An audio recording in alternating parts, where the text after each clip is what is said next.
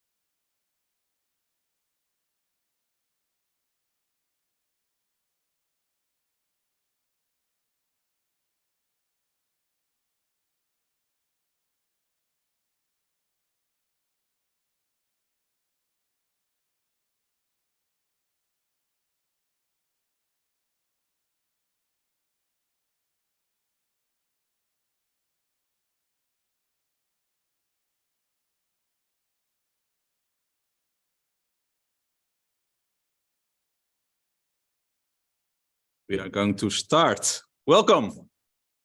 I hope you can hear me loud and clear on the other sides of Europe, in Portugal, and wherever you are in the world. Welcome again at our webinar series, The Future Design of Streets. Because we like streets, we think streets are really important. There are public spaces that does matter. And today, especially, we are going, as the title said, outside urbia. Because often we are talking about streets in more urban centers or urban dense areas or urban contexts.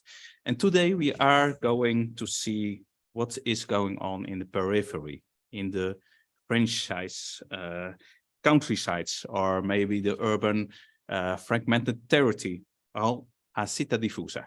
Let's see what happened there with streets. It's a big topic because I think in, let's say, the urban context, we have a lot of models, but from all the kind of territories we don't have. It's not clear what we can do in this major task of social equality, but also the sustainable task that we have together with each other. What to do? I hope we can a little bit answer that question, or maybe precise the question of this. And we do that together with a wonderful team of 3 inspiring guests. Before I will introduce them to you, I would, of course, like to thank again the Ordens Architectus to be the host of this session, as well the 3 universities that are involved in the Future Design of Street platform and webinar series. as the Universidade Portugalense, the Universidade de Minho, and the Faculty of Architecture in Porto. Thanks again all, and thanks to all the people that are involved, like Ivo, Katarina, Teresa, Bruna, and Juan. Thank you all. So, 3 guests. They will speak in the order that I will introduce them. First one is Sebastian Roland. He's from Lyon, town planner, urban designer, from the planning agency Urbia Lyon. He's involved in many interesting master plans in that region, but also leads the international department of Urbia Lyon, and that is a really interesting platform wherein, of course, knowledge is exchanging from different kind of places in Europe are taking place with different kind of, let's say, experts, etc. And luckily for me, I was once involved in Lyon, and it was a really wonderful experience. Very nice to have you here, Sebastian. Next speaker is Elena Amaro. Besides that, she is a PhD researcher at the Faculty of Architecture in Porto. She has much more experience as well as in the law and in the juridical point of view of the territory and all kind of planning, land use planning, etc. The combination of her is quite unique in our fields, that is dominated of architecture and urban planners and, well, whatsoever. And I think it's her creativity that we would like to hear today in this crossing of these 2 fields. So very curious to hear your story, Elena. Welcome also you.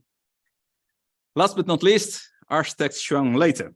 He is here because he has some really wonderful PhD research done a couple of years ago with the thesis Emergent Streets. I can say he could be a kind of expert of streets in the urban morphology amplitude, and is linked with the Lisbon School of Architecture, Universidade de Lisboa in Lisbon. Welcome, João, as well, here together with us. The webinar is structured as follow, like all our webinars. We start with 3 times 10 minutes presentation. It's always short, it's always exciting to have it. And then after it, we will open our talk, wherein we think a little bit more about streets outside Urbia. Thank you. Sebastian, I would like to invite you to start your presentation and share your screen with us.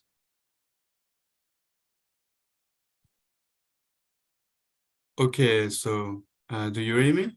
Yeah, perfect. Thank Great. you. Well, thank you, Daniel, for the invitation.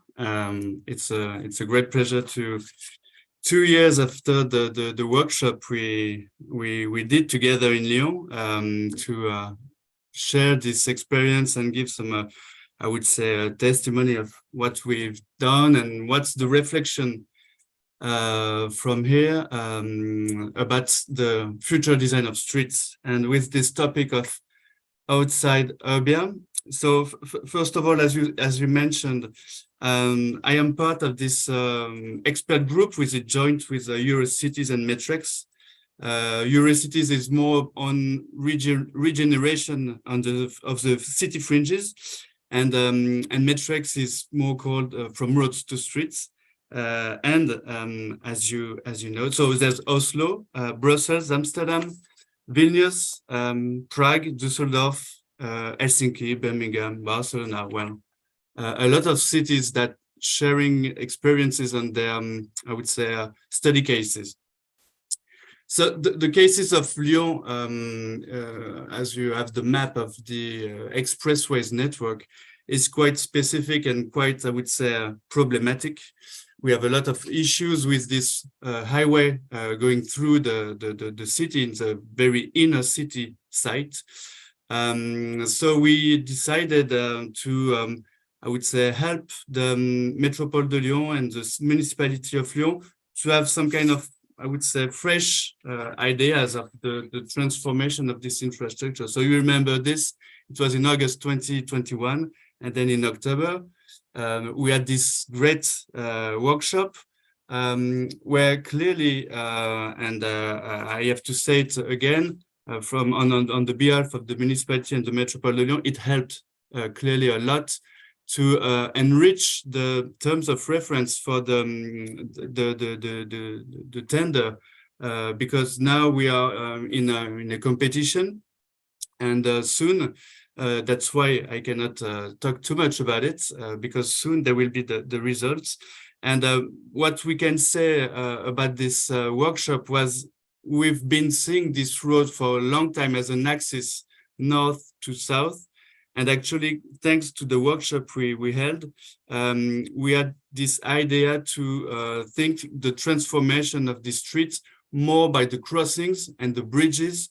And as you can see, this is the poster of the participation process, where you can see, and it's probably thanks to the workshop, we can see this this bridge on the road, who's probably be the starting point of this transformation. So all the process has been, and I think it give a good insight of, as your platform is, the necessity of sharing experiences and good practices between us, between practitioners, and I'm really thankful to follow up those expert groups, participate in your platform, because I think we're clearly smarter when we think as numerous as we can. So just as a testimony, as a first thing, when we talk about outside urbia, and that was those maps were showed during the workshop also as first data, because of course, when you touch such fresh infrastructures in the city centers, it has huge impacts on the outskirts and on the neighbors' territory. So just to give you a few figures of the Lyon context, the city center of Lyon, the municipality of Lyon, is less than 500,000 inhabitants. It's a small municipality. The Metropole de Lyon is a wider scale, 57 municipalities, and it's almost 1.5 million inhabitants. But I would say the influence and the regional scale is 3.3 million inhabitants. And as you can see on the map, it goes almost 80 kilometers from Lyon. So it's quite a huge area of influence. And all those territories are quite interlinked. They are interlinked because, as you can see, metropolization is not something that's specific to Lyon. Of course, it's something that's shared with a lot of Western cities, post-war Western cities. Since 30 years, this phenomenon has occurred in Lyon. It was even encouraged last decades to participate in some kind of international competition for the most attractive cities in Europe, you know, like appear in the rankings, European ranking standards. And so this generates, of course, we concentrate jobs in the city, I would say city centers, inner city, and residential area has been developed in the outskirts. This is very typical and classical from a metropolization, I would say, phenomenon. We could use this picture to explain the phenomenon, is that you concentrate jobs, activities, uses in the city center. You're also, by the same time, increasing the values of the land, of the housings. So people are living as the smallest grain of sand going on the outskirts, but daily they have to commute. So the higher the pile of sand is increasing, the wider the distance is important. I have this figure that now daily, the average distance between your home and your job is 18 kilometers in Lyon. So to go on, this phenomenon of metropolization has also an impact on, I would say, the structure of your population. Here you have two age pyramids. The green one is the Lyon pyramid, age pyramid, and the orange one is L'Arbresle, which is a typical small town in the outskirts of the metropolitan area. As you can see, on the left side, the pyramid of Lyon, it looks like a bit like a Christmas tree. As you can see, there's very few families. It could be the trunk of this Christmas tree. And you are very attractive in terms of young people, I would say students, young professionals for the first job. And the difference between the green and the I would say empty drawing is the difference between 1999 and 2077. So as you can see, the phenomenon is quite occurring, and it's still occurring, it's increasing. You can see slightly difference for the first kids. The Lyon is getting a bit young kids, but since you have a second or third kids, you move on the orange part. As you can see, a lot of families, a lot of young people, very few students, young, active. But as you can see also, we are aging in those territories. So those two pyramids shows how interlinked those territories are daily. And I would say on the long run. Another thing about metropolization is that, of course, families are not going in the outskirts only because it's green and nice, and it's also because of the price of the housings. So this metropolization is creating some kind of social segregation. And as you can remember, in 2019, there was this big opposition and big I would say even riots in France with the yellow vests. And it was pretty linked, and they used those roundabouts as like a place to meet and discuss and show they were angry about taxes increasing, the income still, for a lot of them, quite low. And of course, this I would say, feeling of precarity reaching them, and they didn't want to get too into precarity. That's what's the main topic that they want to raise. So now that we talk about metropolization, something also quite I wanted to tackle here is that since the 90s in this inner city in Lyon, there was this big strong policy of public spaces that slowly, gradually, but surely got back some space from cars. And on your left, you can see the bank, the left bank of the Rhone was used for a very long time, not anymore for the boats and docks, but for parking. And you have the exact same picture it's nowadays with this green space, public spaces. It's a really nice place to stay. It could be absolutely unimaginable for people at that time to get rid of their parking as citizens, as inhabitants. But from now, since it has been transformed, most of them wouldn't even think about getting back their cars in there because it brings live beings, live beings, nice public spaces, health, even values for their home, we must say. So now I would say city transformation about getting space from cars in the city center is, I would say, quite easy, even though it's not politicians would say, no, it's still hard and tough to make it. Of course it is, but I mean, it has a lot of meaning, and it's, I would say, we are in the history of transformation of the public spaces.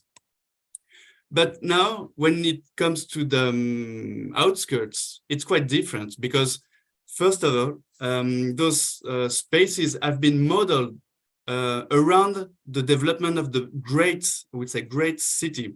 and clearly in a car-oriented way. So we design highways to get there. We design roads. We made even very easy to use cars because of also of the, I would say, housing architecture, single home with parking inside, etc., etc. So I like when I was talking about those workshop, Eurocities and Metrics. They are coordinated by Paul Lecroix, that I know you have invited him already. And I like when he says that roads transformation is 1/3 a topic of mobility, 1/3 of space and activities, 1/3 about health environments. And maybe the whole thing is, I would say, cultural and a change of mindsets. And in those territory, clearly, whether you help those territory to get new jobs, so they don't have to move anymore, but you cannot create jobs everywhere.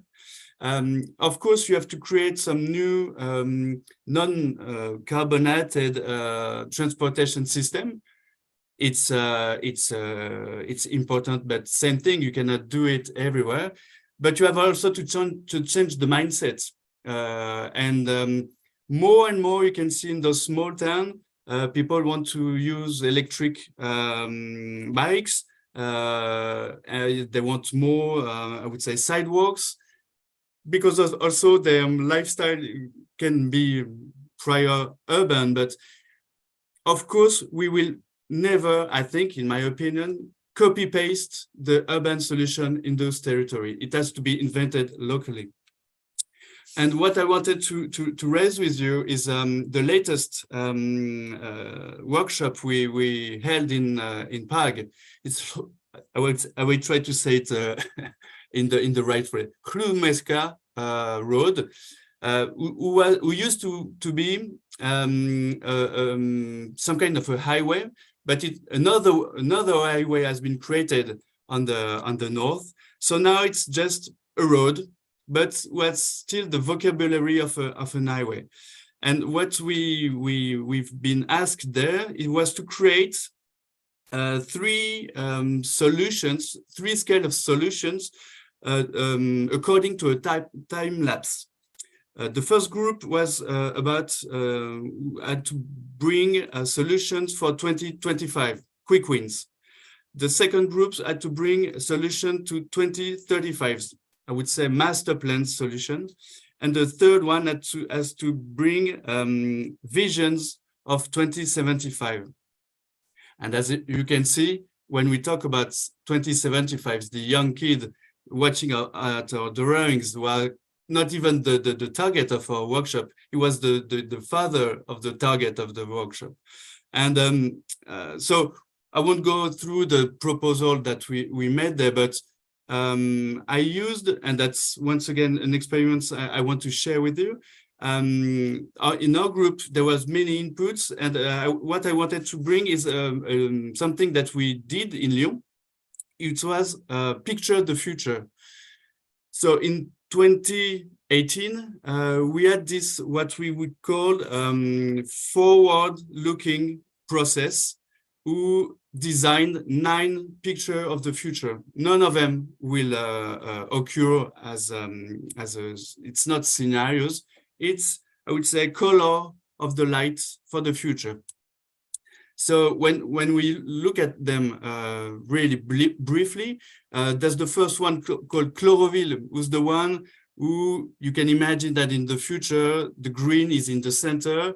It's nice, it's fresh, but it's expensive. And there's some kind of inverse segregation. There's this one called reciprocity. It's all about how do we welcome massively people, which is now currently a question that we can have.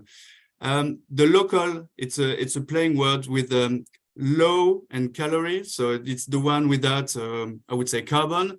It was really, really important when we were locked down in our home during the COVID crisis. And it's all about human resource.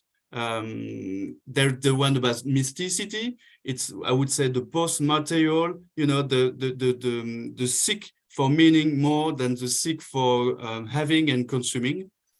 There's City Hub, which is really the one who was active with increasing the speed, increasing the connection, park and ride, etc., etc. Peripherics is also a play word with, you know, this comic, French comic Asterix. Is those small villages around the big metropole that have some kind of more power than the center, the inner city. Algorithme is easy to understand. It's the augmented city with, you know, virtuality, data, etc. Metropolis is the one very regulated. Sebastian. Yes, sorry to interview. You are far over your time. A very interesting story, but maybe you can conclude because we have two other speakers. Yes. Sorry. Sorry. So just I want to say that those pictures of future have been designed thanks to a game that we invented here, and we did some design fiction. And I think we did it with the firemen of Lyon for their jobs in the future. I think we could use this game to imagine how the road could be designed through each of those futures. So I'm running out of time, and I just wanted to say that there's no impossible futures. Thank you very much. Sorry for being long. No problem. Thank you very much, Sebastian. Maybe you can just close your screen now. And there's no impossible. I like very much the imagination, just to imagine, and also let's say the thing. It's not a matter of copy and paste when you are talking about alternatives, and that roundabouts are meeting places. I think that is also a wonderful insight that you gave us today. Thank you for your presentation. Later on, we are going to talk about it. Yep. But at this moment, I would like to ask Elena Amaro to start your presentation and share your screen with us.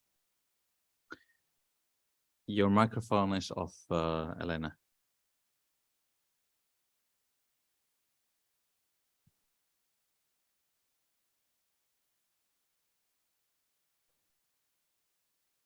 Hello, can you hear me? Yes. Yes. Hello, everybody. First of all, thank you to Daniel for this kind invitation, and to the colleagues at the conference, João Leite and Sebastian. First of all, I would like to, let me see if this works. Yes. First of all, I would like to thank you, the Faculty of Architecture and the Center of SEAL, and the group MDT, with whom I collaborate as a researcher, and to thank FCT that gave me a scholarship that lasted the last 3 years, so that I can accomplish the delivery of my PhD. Daniel gave me this hard question of outside urbia, and this made me think upon this image inside outside, because considering which is outside urbia, this made me think upon which is the framework that we use inside urbia and outside. And I recover these images from Eduardo Aires, an artist, that made this incredible synthesis between which is the framework of working inside of something that has a concept, a grid, something that is quite delimited in the space, and outside has being a space of freedom, a space of somehow a lack of boundaries, or some place where you can make experiments. During our trips to the Val d'Oise, where our survey has been done in the last years, mainly with Nuno Travasso and Marta Martins, we spoke upon these two concepts. And we figured out that perhaps what is the most innovative and at the same time most demanding in this landscape is precisely this characteristic of being outside the framework within we are used to work, considering the tools of planning and landscape management. So I thought that probably what we had to think about was to think what we are going to do in the future. And when we talk about the future, it always reminds me this image of the rocket man, precisely because it doesn't need a street. It can be all city, being everywhere, almost without putting his feet on the ground. But then I decided to put here the conclusion of our presentation, because usually when we are in the end of the presentation, is more difficult to manage the time. So I decided to put the end in the beginning. And the main conclusion of our work is this, is that the Val do Ave, which is in the northern Portugal, where Daniel Casas Valles has also made his PhD, and where we have been working the last years. Val do Ave, to me, is a moving landscape, which means that mobility is not only a car, it's not only a car-driven landscape, but a mobility-driven landscape. Because being a diffuse settlement, which is the roads were gone everywhere, and so the landscape doesn't have almost a non-human intervention. People are everywhere, the houses climb the hills, the industry, the commerce, the agriculture are all mixed together. And the voids are sometimes too difficult to manage. The buildings are usually in a bigger dimension than if they were inside the urbia, and at the same time, something seems to have a missing link. And the missing link, to me, is probably in the future will be given by mobility. And that's why I made this statement to, in some way, to get the synthesis of our work. So we understand that mobility is an instrument of social cohesion, while assuring access to welfare state benefits, health, education, housing, and to income. And so there, the designs of the street must be, in the small scale, an instrument of this public policy. At the same time, drawing mobility infrastructures, being streets, roads, highways, railroads, or airports, is one of the most important landscape interventions, given the impact in natural resources, long-term character of the intervention, and the side effects of private and public investments. We must overcome this lack of awareness, and mobility, being a public policy, must be considered as the determinant variable in a wider framework of landscape public policy. This given, as all women, we are driven by curiosity. And the most important is usually to seek what is happening outside the boundary wall. And when we are at Val do Ave, we have several belvederes, and this one is in Caldas de Vizela. And we enter to the top of the hill to understand which is this kind of landscape that we are talking about.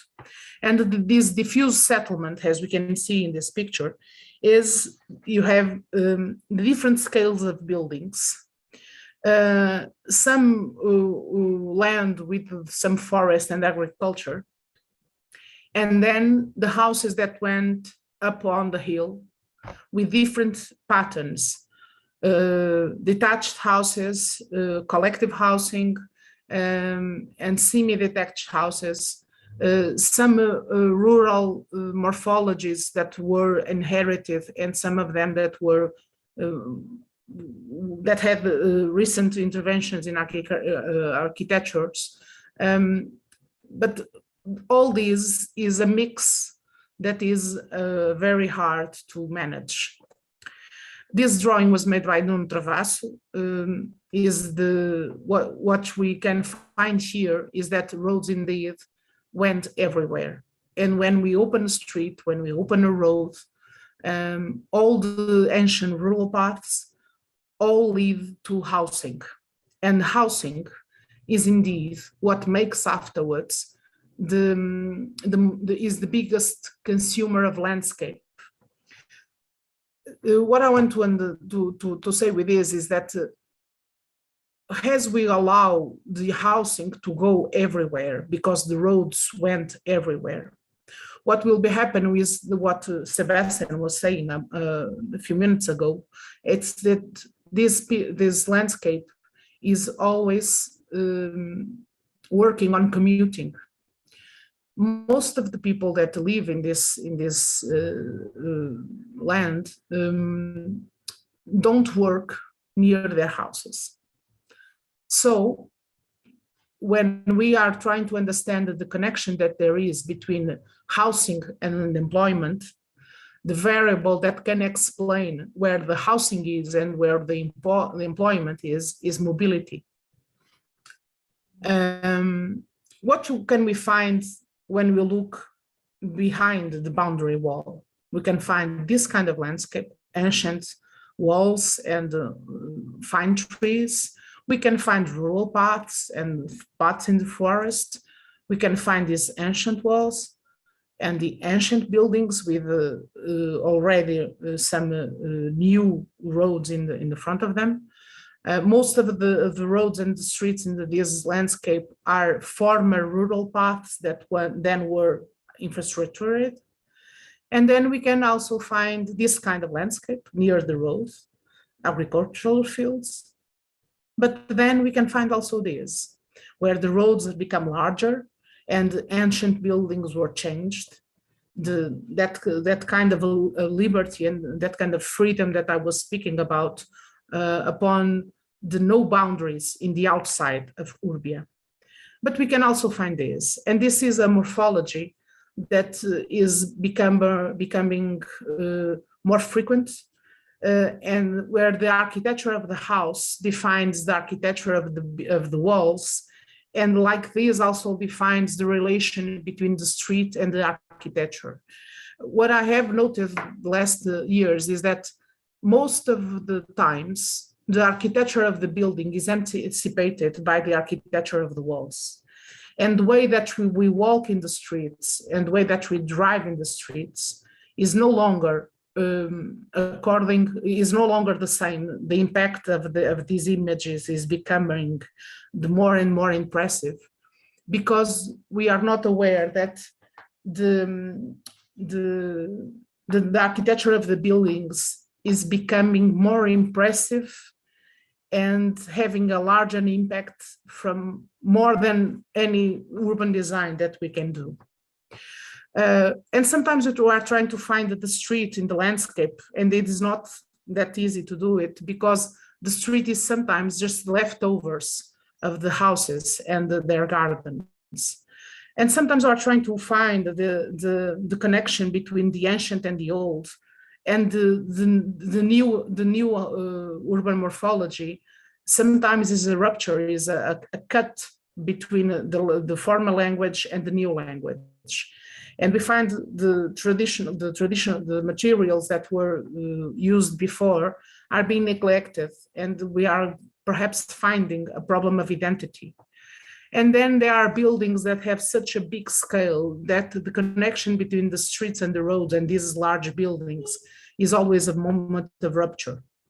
And no matter how hard we try to do a better architecture design and a better urban design, we cannot achieve a good solution, because we are still finding a hard method to deal with the garbage collection, with the parking, with the drawing of the sidewalks, and especially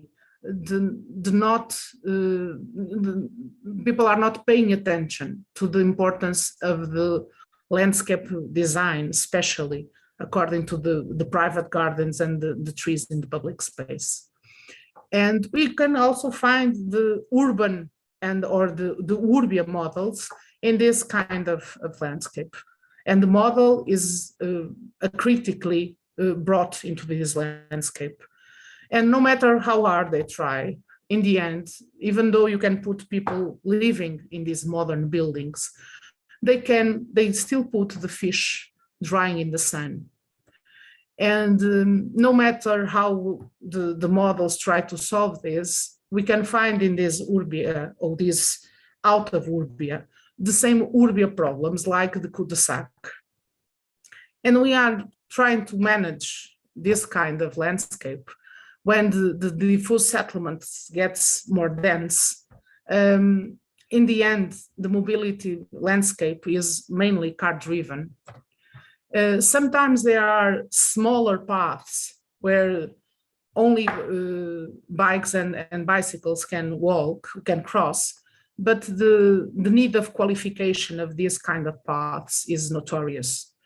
And when we are trying to understand what to do with the main infrastructures, sometimes people are inventive and create small gardens and small places to pray underneath a large road infrastructure. So my question is, and with I'm almost finishing, is while being a walker, being a worker, a hiker, a flaneur, or a passenger or a driver, my question is, what does this landscape makes you think? While being in rural paths, new streets, ancient roads, and recent highways. Agnes Varda has this amazing sentence when she asks, if we opened people, we would find landscapes. And my question is how to solve problems like this. This picture is from Matilde Fumarella, I think. Is this kind of rupture that we, as urban designers, have to think about? And this kind of rupture where single trees have to be cut due to the infrastructure, electrical infrastructure. So if we are aware of the water resources, of the main resource of this landscape, perhaps the future of the streets is not to do the streets before the housing, but do the streets while thinking upon the housing, because our way of seeing has to change because we have to face this different way of being. And in the end, we have to find somehow a way of finding a strategy, like the chess players, that is like Sebastian was talking about upon 2075. Perhaps we have to consider that horizon and have a strategy for the long term. But for the short term, we have to be as flexible and as adaptable as the acrobats, and finding in the everyday work a solution to the small scale problems like the future designs of the streets. Thank you very much for your attention. Thank you very much, Elena, for your insights and your presentation about this wonderful landscape, urbanized territory that if you go on for a while, then suddenly you start to understand there are some logics in it, but there is, of course, a kind of lack of, the total somehow. But the inside outside, I think it's very good. And you said also streets are often leftover spaces. That's also something to think about it. Especially when you say, let's say, the importance of the social cohesion factor of these infrastructures have. So maybe that is also a question for later on, how that should link, and maybe also getting to the future, how we should tackle that in a way. So I leave that question now, and I would like to ask João later as third speakers today, to share your presentation or start your presentation, share your screen with us.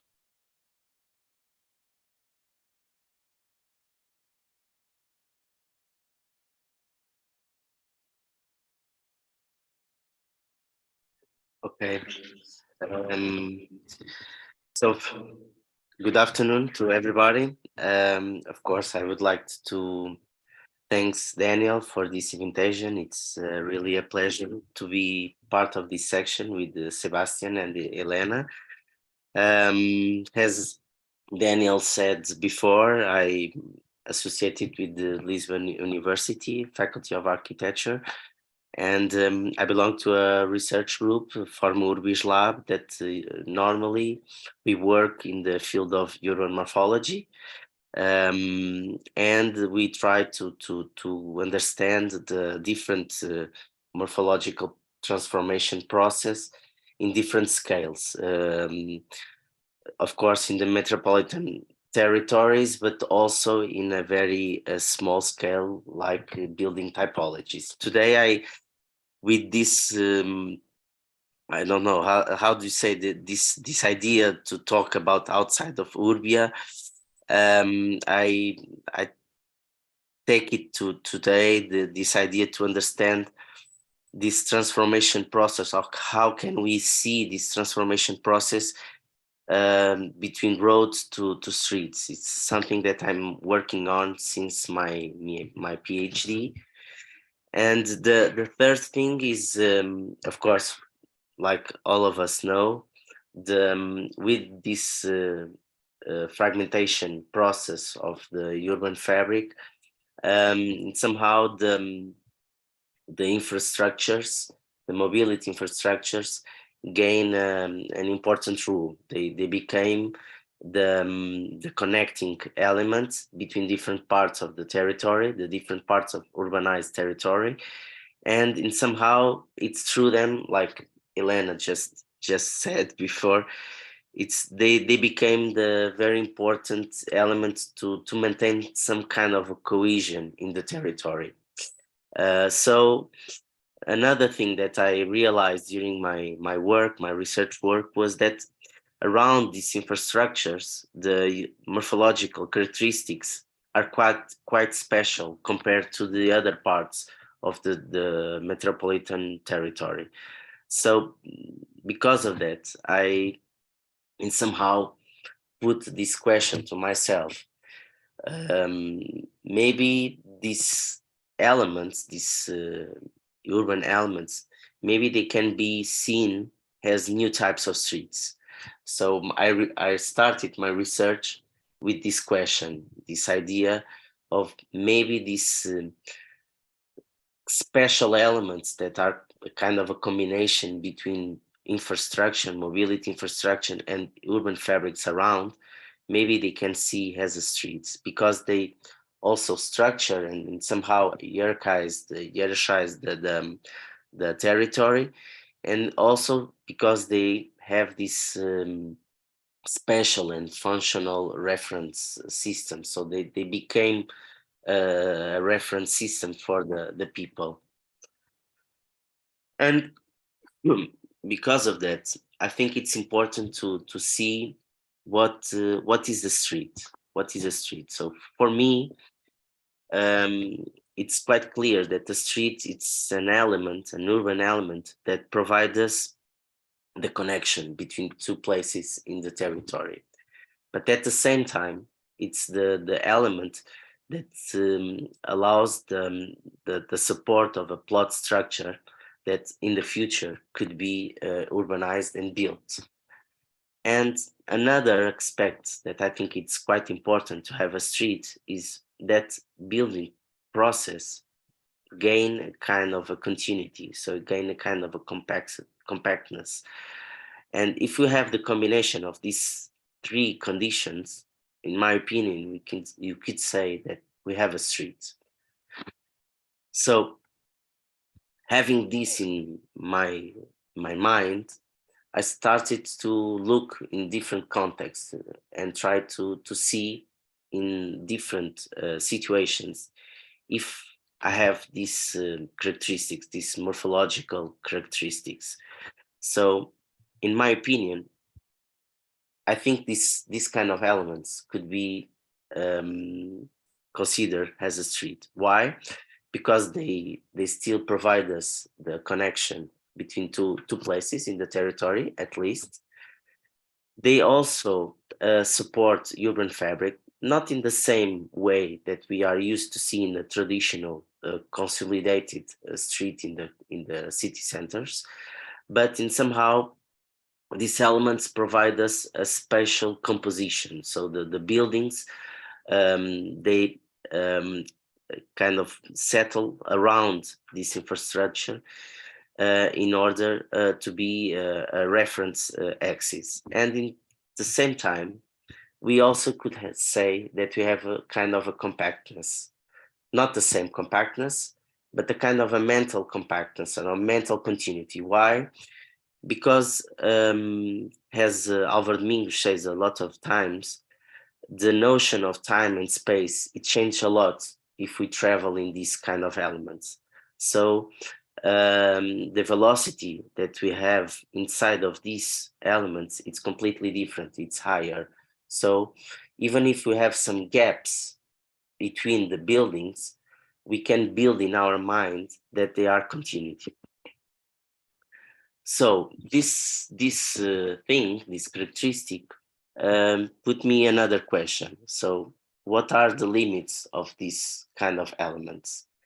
And how can we define these limits? Where is the limit? It's in the end of the infrastructure, in the border of the infrastructure, or it's in the buildings around the infrastructure. And also, I started to remember this notion of the threshold, the space in between, that Aldo van Dijk and Peter and Alison Smithson works a lot in the 60s, that in somehow remind us the idea of a limit with a thickness that is a space, the space that we can live, you should live. And comparing this concept with this reality, I saw that we have a lot of interstitial spaces, like Elena just showed us brilliantly in some pictures ago. And these interstitial spaces could be a very, very important transition fringe to interconnect the different elements. So to be more concrete, I show you today 2 examples that I studied in the last years. Both of them is in the north of Portugal, but it could be here in around of Lisbon. The first one, it's the National Road 14 in Trofa. This is a very filamentary element that it somehow started or has its Asian form related with the national road that connect Porto center to Braga.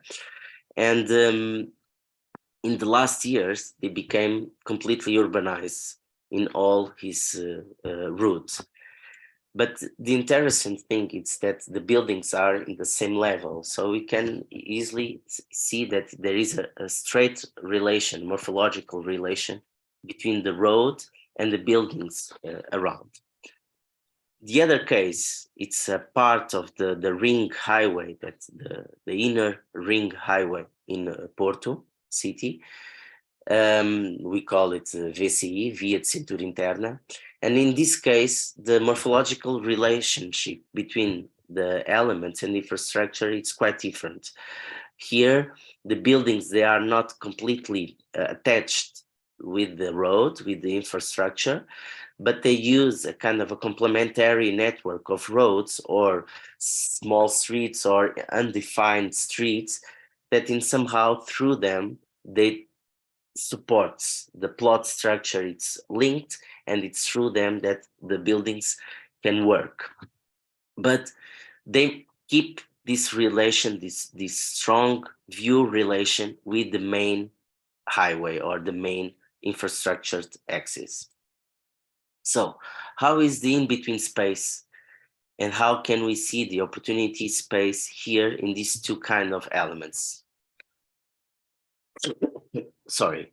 So the first one, coming back to the road 13 in Trofa, if we look deeper, we can understand this continuity of urbanization around the road, but we also can see there are different measures related with the distance of the building and the infrastructure. And we also can see different types of empty spaces between these 2 urban elements. So in most of the cases, it's interesting to see that, for example, near of the road, it's quite clear the wall, the fence that Elena showed you, this idea of some kind of element that separates the private property to the public infrastructure. But in somehow, behind this wall or behind this fence, because a lot of the times it's just a fence or a small wall, we can see a huge space that have several uses. Sometimes it's a parking lot, sometimes it's a place to expose, to show commercial products that we can try to sell. So it has a lot of different uses. Sometimes it's just a esplanade to take a coffee. So it's a space that a lot of times the buildings try to use and to take advantage from this. In the other case, in the VCE, the relation it's quite different. So I just take a part of this ring, and here we can see the same continuity process of the urbanization around, but we also can see different types of these empty spaces. In some situations, we can see, for example, just terrain vagues between the limit of the plot and the road, the complementary network road. In some situations, we can see the plot limit, it's much near to the limit of the infrastructure. And in some situations, also because of some regulatory conditionants, we also observe that the distance between the buildings and the infrastructure, it's wider, it's bigger. And in somehow, for me, makes the question, why cannot this part be a new front, a new urban front, and try to understand how can we close or densify these areas. So some pictures that I think it could be easily to you to understand what kind of space I'm talking about. So in a kind of final conclusions, or not some conclusions, but some remarks that I think it's important to have in mind. I think in this kind of urban context, this kind of urban elements, I think it's quite important to understand the value of this in-between space, because it's in this space we have the opportunity to operate, to design, to restructure these urban fabrics and try to somehow have some policy and some projects that could contribute for a more consolidated morphological characteristics of these elements, and somehow improve the public space around and give some basic conditions to interlink the different parts of the territory. For me, it's quite important, the opportunity that these in-between spaces could represent in this kind of urban contexts. And just to finish, I decided to add some kind of echoes that this kind of research produce in my activity.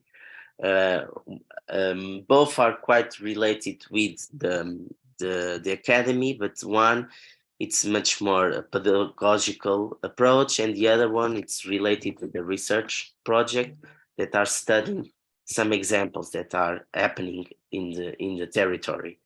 So the first one, around 4 years ago, I had the opportunity to teach in the final year of the Master of Urbanism here in the Faculty of Architecture in Lisbon.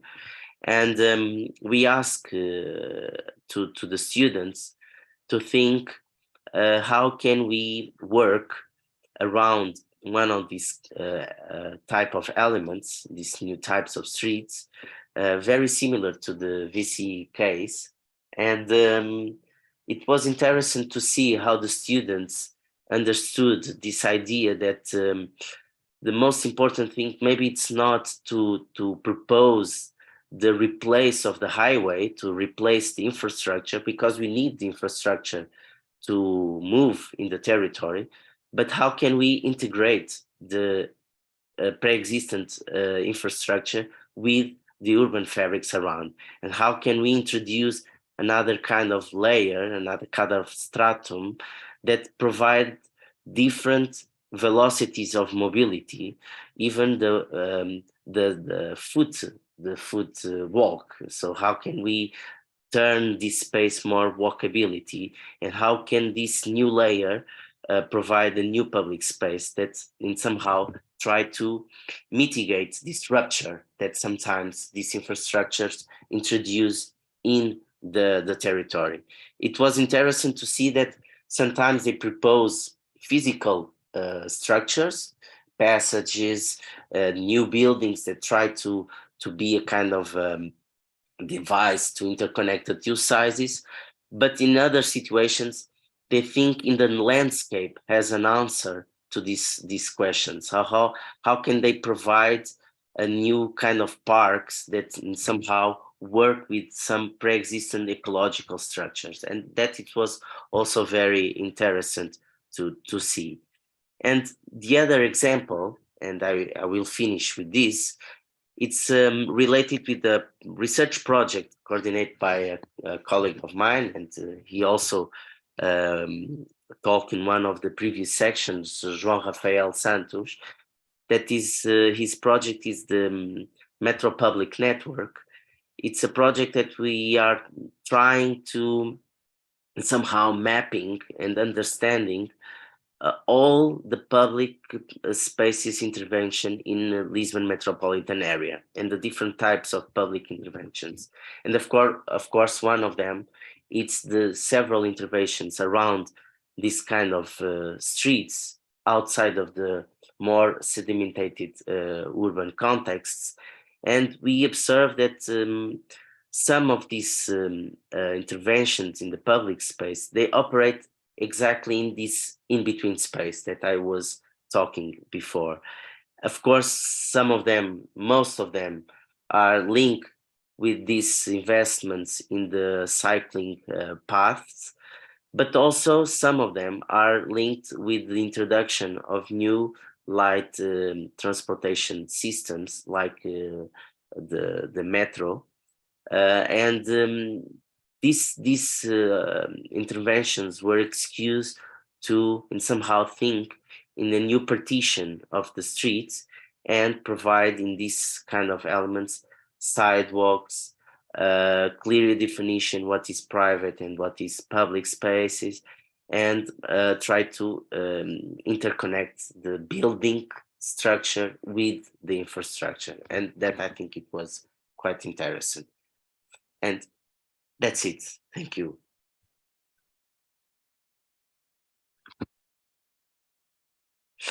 Thank you, João, for your very interesting presentation, bringing a little bit of Porto on the map as well, with the complexity of different kind of highway or big infrastructure, because it's every single piece of infrastructure is, of course, has its own characteristics in that sense.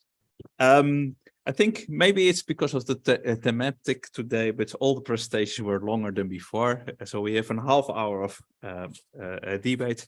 So we have to be really sharp on the next 30 minutes on it.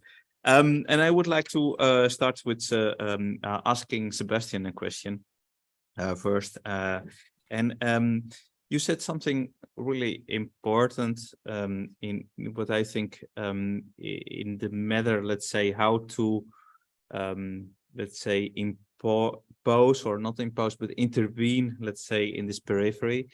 And you said it's not a matter of copy and paste of the urban model into this landscape. And you said also it isn't change, it has to do with the change of a mindset.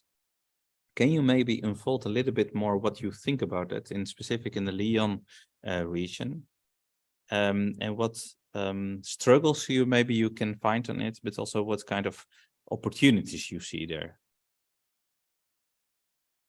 Well, I'll try to be sharp.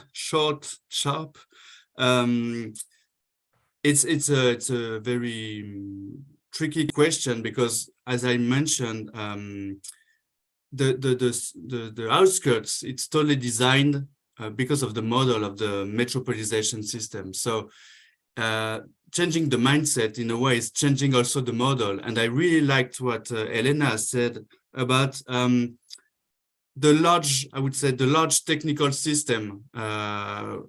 We have to reconnect maybe to not large technical system, but wide biological system. It's more reconnect. You know, when you open your water tap, you have water. You don't know where it comes from. When you turn the light on, there's light, but you don't know where the electricity comes from. That's the large technical system, and probably we have to reconnect our people to and it's the same thing in mobility actually. When you live in the I liked what also Zhao said about the in between, because actually people living in the outskirts are living in some kind of in between cities also, where there's big objects that's not their size. They are, I would say, seeing them like malls, big railway connection. It's not the scale of a human being at daily. It's a metropolitan way of life. So maybe, you know, like scaling down all those objects and yeah, try to reconnect not to the infrastructure, but to more local economy, daily life, I think. So that's why I said we have to reinvent the model locally, and that cannot be copy paste. That's the main point.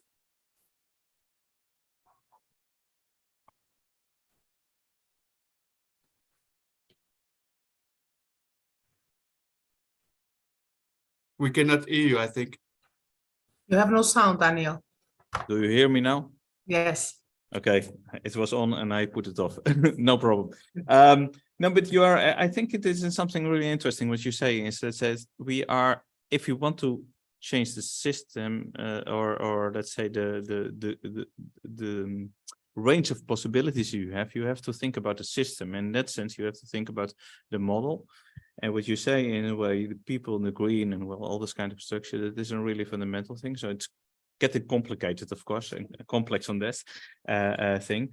But I think it's, and then you say you try to reconnect. I guess that you have, it's also reconnect on businesses and also people and human relations in the way, you know, we spent a lot of times in cars or in all the kinds of traveling, and we could use that time for other things.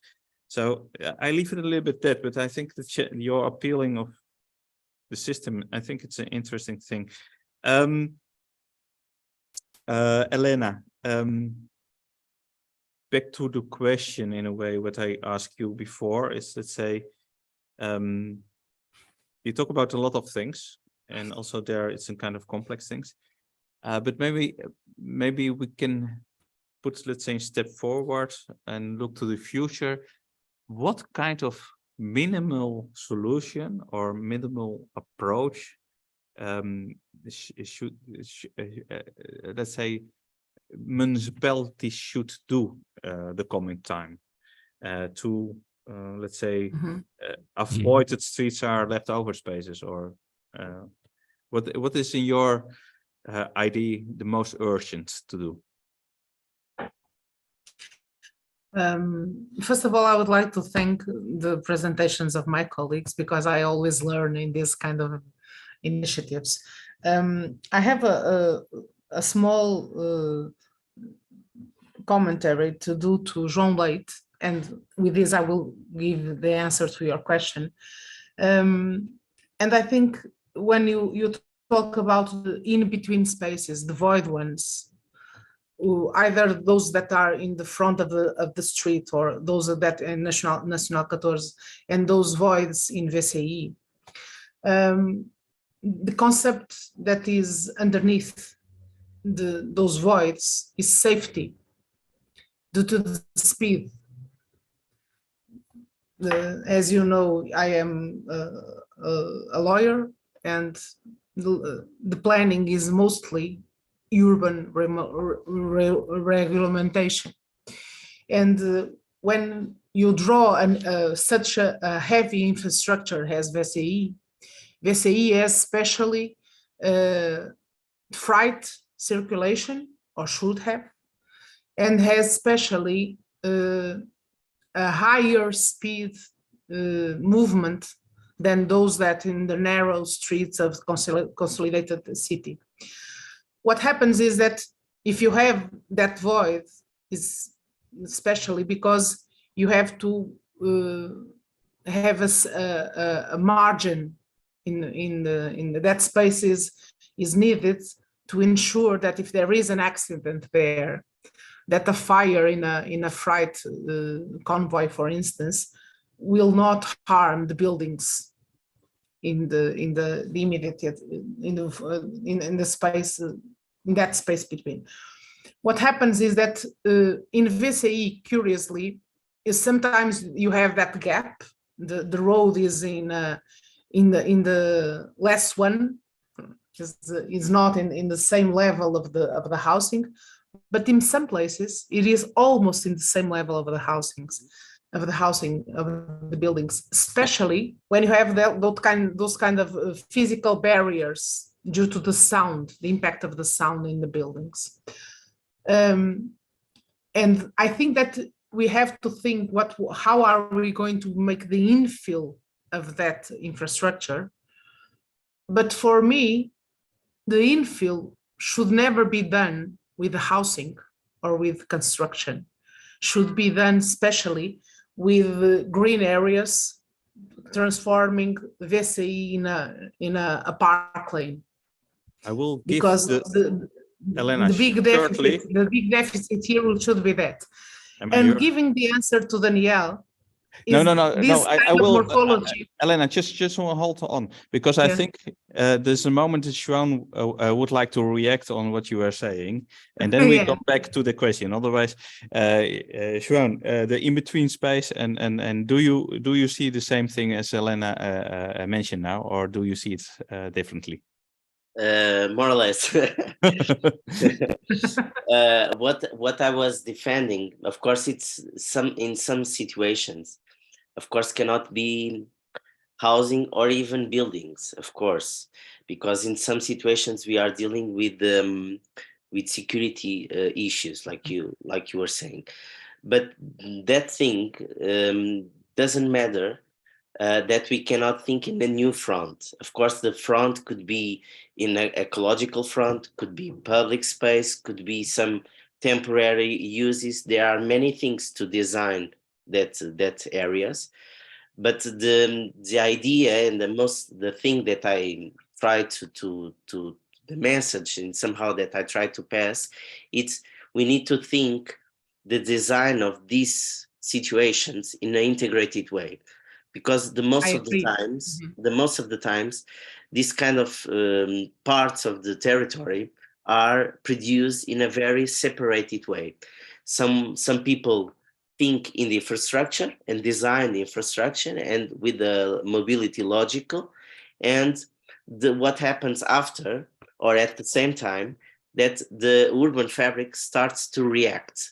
And the centrality, the visual effects, and so on, starts to have impact in the surroundings. And the urban fabric starts to develop. And if we not anticipate this kind of phenomenon, they will happen. So what I'm saying is that we need to understand when we have a kind of this infrastructure, depending on his scale, if it's a scale like a national road or if it's a scale like a highway, we need to understand that it will happen urbanization around. And we need to provide some rules, some regulations that in somehow structure the way that urbanization will happen.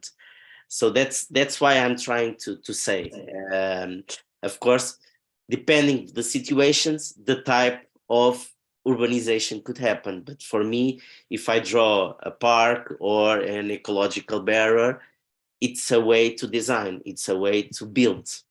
Just a short after question. What, because you are talking about we needed in kind of integral way and manner. So we need rules or in planning, but do we need more rules? Because the landscape that you showed, and also Elena and Sebastian's, there are built up a lot of rules. But do you not more designing or planning in a way? No, I'm saying that in some situations we need to be more clear about the rules, and in some situations I think there are too many rules. Okay, and some of these rules are a kind of a block system to provide a more integrated solutions. For example, like Elena said, because of a highway, we have a kind of a buffer zone that it's not possible to do anything there. You only think it's green areas, just that. And in some situations, and it's not allowed to do really anything, but in some situations could be done much more things. Okay. And because of that rules, we cannot do, and we have several examples in other urban contexts, even in another cultural context, that show us the possibility of a much more flexible use around these infrastructures in this in-between space. I didn't mention, but Daniel, you know it. I lived in Asia, in Japan, and in there, the relation between this infrastructure and the urban space is completely different. And sometimes they have a kind of interesting systems, a multi-layer systems that interconnect the buildings, interconnect the public space. And I think in some of these situations could be interesting to apply in our context. Okay. So it depends, but I'm saying much more clear regulation and sometimes less regulation. Okay, very good. Back to Elena and a question that I asked you. Answering directly. Maybe because of time, we need short answers now. But there is also a question from here in the public, in the sense that there are already a lot of studies and information about this Val d'Ave and this urbanized territory. But how can we, let's say, make in a way that step? So it's a little bit the same. This integral. How do we see it? It seems to me that we need a different approach, and that was the statement I made in the beginning of my presentation. And we have to consider that this landscape is necessarily mobility driven, unfortunately, this mobility driven is only car driven, and this is the difference that we have to do an upgrade. In terms of methodology, I think that especially municipalities, but consider that municipalities not individually considered, but considering the links, because most of the movements that are made in the commuting are between municipalities. So this has to be thought not in a closed way, but in an open way.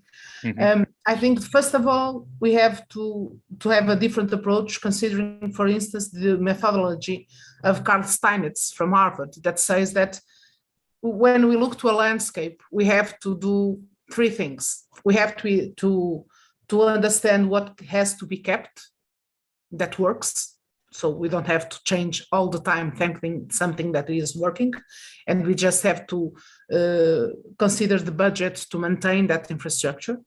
The second thing is what can be improved, because sometimes you don't have to make such big investments. You just have to add some patches that make something that is working already working better. And in the very end, you have to invent. And you can only invent when you have money. And sometimes to put things, to maintain the infrastructure that exists and to improve it is something that you can do with all the studies that are already done. We have been studying Val d'Ave for the last 30 years. There is lots of information that is gathered. There's in the Faculty of Architecture, there is a knowledge, not only information, but a knowledge upon how to work in this landscape. But what I think is important now is that this approach is informed with different disciplinaries, different approaches, which means the work from landscape architects, which I think that municipalities don't have enough. Usually it's an outsourcing, and they should be in the municipality. The work of geographers that usually are not considered, and the work of sociology. Why? Because I think that we are always applying a pattern that doesn't consider this way of being. And so we have a problem with our way of seeing. If we change this way of working, perhaps we can find better solutions. Because if we are aware, it reminds me always the small story of David Foster Wallace, that there are two small red fishes in an aquarium, and the old red fish says, "So, how are you?" And the small fish says, "I'm fine, thank you. How's the water?" And the old red fish says, "What is water?" And I think that we have this problem here. We have a big lack of awareness because we are being in this water for too long, and we are not aware of the temperature of the water or where the water is.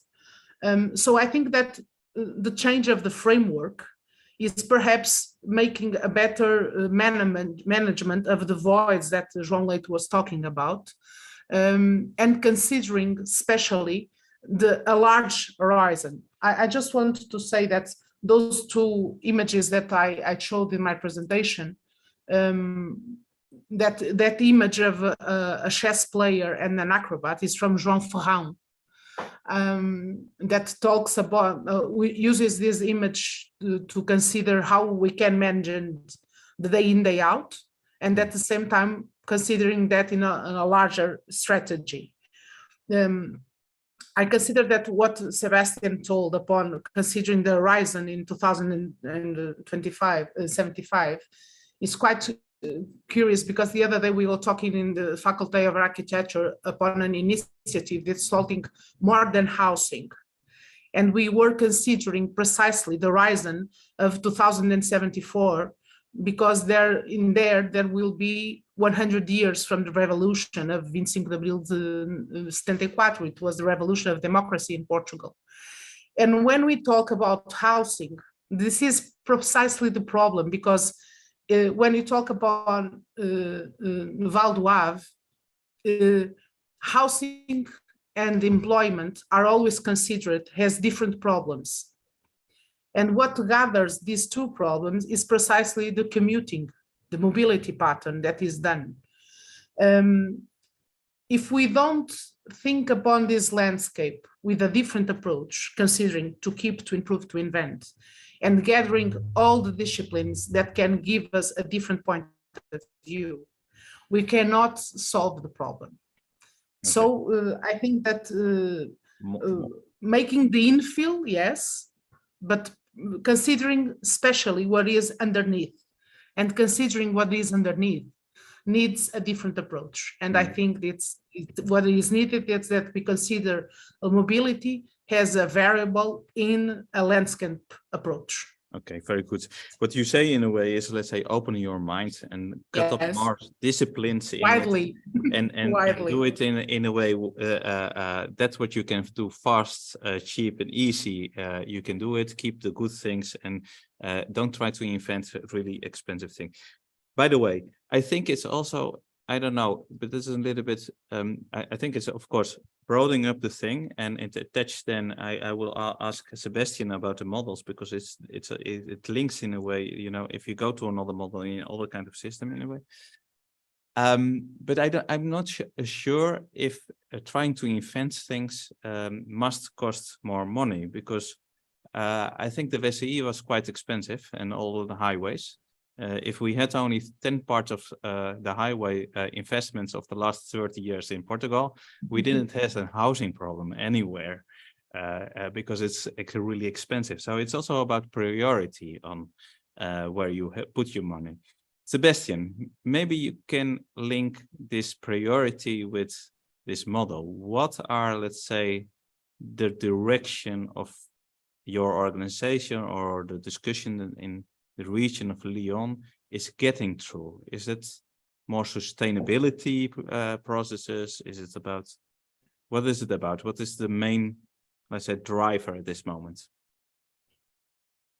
Well, I think that in Lyon, people realize that being like in the top 10 cities of Europe was good for creating jobs and wealth and etc. But at the same time, it created some negative externalities, that is congestion, skyrocketing prices of real estate, many issues actually, and social segregation, etc. So now I think that it's pretty clear that at the regional scale, issues are here, and we have to tackle them. And when it comes now to talk about roads and mobility, which is really a hot topic to discuss with your neighbors, the question of how we share vision is, I think, really important. And we probably have to put it on different time lapse, short terms, middle terms, and long terms. And that's why, in a way, we invented this game, this serious game, to being kind of educational about what is forward-looking, foresight. And it's because it's a game also, we can do it and discuss it calmly, and not only with experts, which I think also it's something that's, we all commuters, we are all workers, we are all drivers, etc., but we are not all experts. And when it comes to those topics, I think it's really wise also to listen to and to have somewhere to have some kind of a content where people can also discuss and share vision. And yeah, because roads are the link between two worlds. I think, and I'm pretty sure we will do this in Lyon in a short time, is to play again our game, but with the object really clearly defined, which is all these roads that we want to transform, how it looks like in each future that we've been designing. And there will be probably many things that has been said about landscape and multifunctional use, layers. I liked also the idea of layers. So yeah, we probably have to find new mean to transform. Of course, it's not only an engineer topic. It shouldn't be anymore, actually. So clearly we have to bring also users and many others that are not mobility experts in the debate to think the transformation of those subjects. Thank you. It's not an engineering issue. I completely agree. In technical thing. Talking about technical things and time, we have 5 minutes left. So I would like, time flies in this kind of sessions, and just would like to have maybe an extension of 5 minutes, but ask everybody of you again, if you concern streets and roads, it's the thematic of today and the future design of streets. What should we address? What do you think it's the most important to address, let's say, to municipalities mainly, I guess, because I think, I believe very much that on the local authorities and maybe also the regional authorities, there the change came and they should be driven. Maybe João, I would like to start with you, then Elena, and then back to Sebastian. What do you think, what kind of message do you have for this local politicians, decision makers? Trying to be very quick and then somehow to answer your question and then somehow link with something that Sebastian and Elena just said. I think one of the most important things is to understand this road network as a whole system, and try to understand which roads are structured to the territory and which ones they want to transform in their main structure elements. And sometimes understanding these relations between workplaces and housing have some answers about which road could be an important one to structure the territory. And in that one, be the priority to understand what kind of public space could be designed there to help the consolidation of the urban form and to help the people to walk there. Because if we see, all our cities were made by this, through the transformation, the roads in streets, all ours, since the Romans, it's like that. We have the roads, and then the roads became streets. So that's it. Thank you, João. Elena. I agree with João Leite upon walkability being the main topic to study and to transform. But I have Elena, sorry, the walkability, but just in the main axis. yes, in the main First axis. there, not in all the territory, because that it will be very difficult. Sorry. But I consider what says Vitor Matias Ferreira. I don't know if you know his work, and he talks upon the city, and he says you cannot consider a city if you cannot cross it everywhere by walking. And for instance, VCI and Nacional 14 are very hard to cross, and sometimes you have to pick a car to cross the road. It reminds me the Muppets show. Why does the chicken crosses the road to the crosses the road is to get to the other side, and sometimes it seems like you have to pick a car to cross the road because it's safer for you, and that makes me think.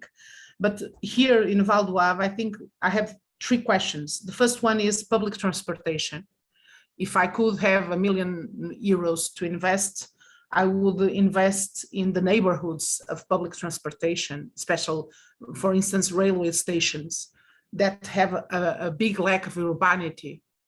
You don't have a coffee shop, you don't have a place to, you don't have a VC, you don't have a place to buy a newspaper.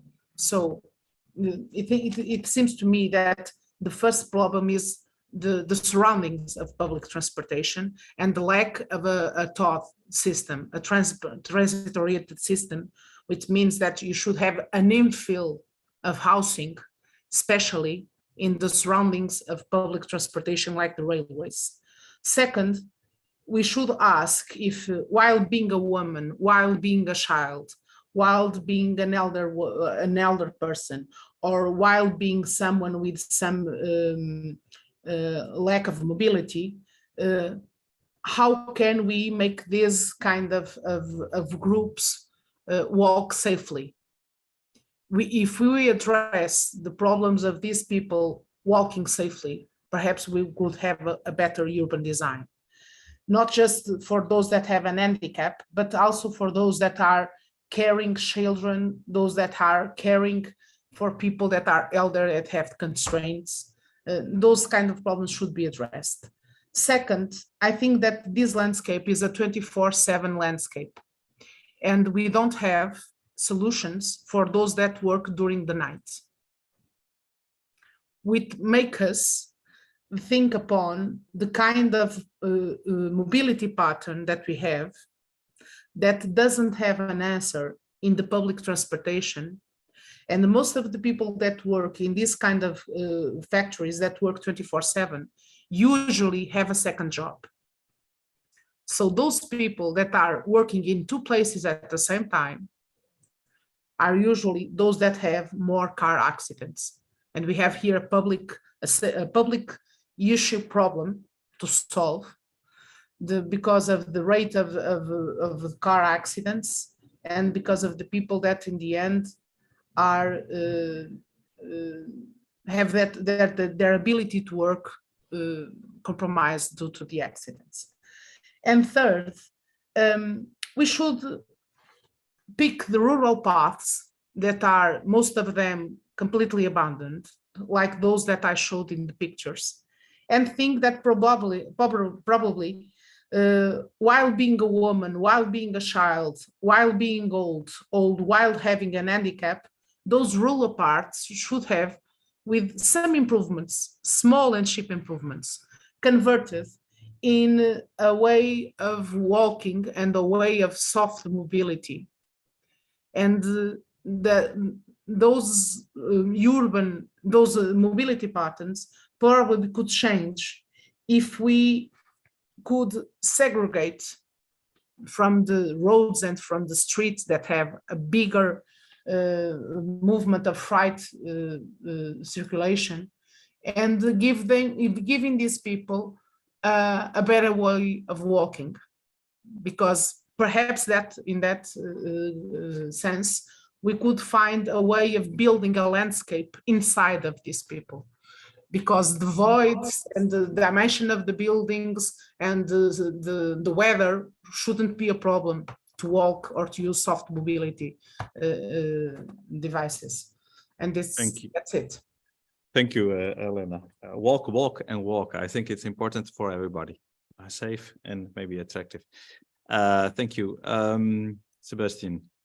Well, I got inspired by all those answers already, but really shortly, I actually I live in a village at 40 kilometers from the inner city, directly connected to a railway, well, etc. It's classic, I would say. But so the advice I would give, I already give it to the mayor of my village, which is just be incentive to other means of non-motorized transportation. I mean, it's not that complicated to have a sidewalk. People will take it. If everything is car-oriented, of course, people will take their car to do like 1 kilometer to get the bread. I mean, so give pedestrian, cyclist a chance. They will take it. They will take it for sure. And it's a way to anticipate, because we may suffer somehow, someone of crisis. I mean, we've been through already, so it's just a question of anticipation also. And I remember your little graph, you know, Daniel, with on the long term, mean of transportation have been pedestrian, of course, from the very beginning on two legs. Then horses, and suddenly car appears. I mean, it's really in a snap time of it's so short. So let's be conscious of this. And on the other way, maybe because as I said, in the city centers, the trend is here. I mean, people want to remove the space of a car. We are narrowing the streets. We're getting rid of the cars. It's something. But that's also, and I would say, a big challenge for the inner city to help this small town around the inner city. I mean, in terms of solidarity, they are car-oriented because of the development of the center metropolitan. So maybe it should be in some kind of dialogue, something that we should also think in the future. And I really like the idea of thinking about future generation, because I remember, of course, we're working toward those and for those future generation. But I remember when we were at this workshop with Sonia Lavadino, and we were discussing on the side of the road, and we've been looking at this woman holding the hand of her kid, and you can see there were no blood in the finger of the kid because she was really hard on her. And yeah, once you leave your kid, well, you can measure the danger and how the road is wrong, how the people are struggling the hand of their kids. So one day we're just getting a bit looser, and maybe things will be. I mean, because it's staying in the mind of kids, these things. So it's a struggle.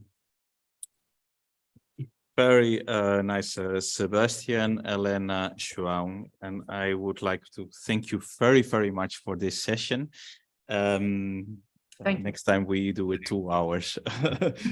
This is much to say, but that means that we have, of course, a follow things. But remember this last words also in a way. Once people said highways are the cathedrals of our time, and that was in the 90s. And I think we are far beyond that to think like this. And if you talk about cathedrals, you know that we have reinvented how we use cathedrals nowadays. Sometimes it's kind of event areas or shopping malls even, or cultural centers and libraries. You could do a lot of things of it, and sometimes there are ruins that we use differently. So maybe that's a kind of metaphor, maybe to think differently on highways and infrastructure, but also the local things. Again, thank you very much, João, Elena, Sebastian, for this session. Thank you, the audience, to stay with us. Be informed at our website, thefuturedesignofstreets.eu. Hope I will see you in the future. For sure, we will have next year another series, maybe a little bit different, maybe the same, but I hope to see you and stay in touch with us. And thanks again very much for your insights and for your questions, because we need to work. Thank you very much.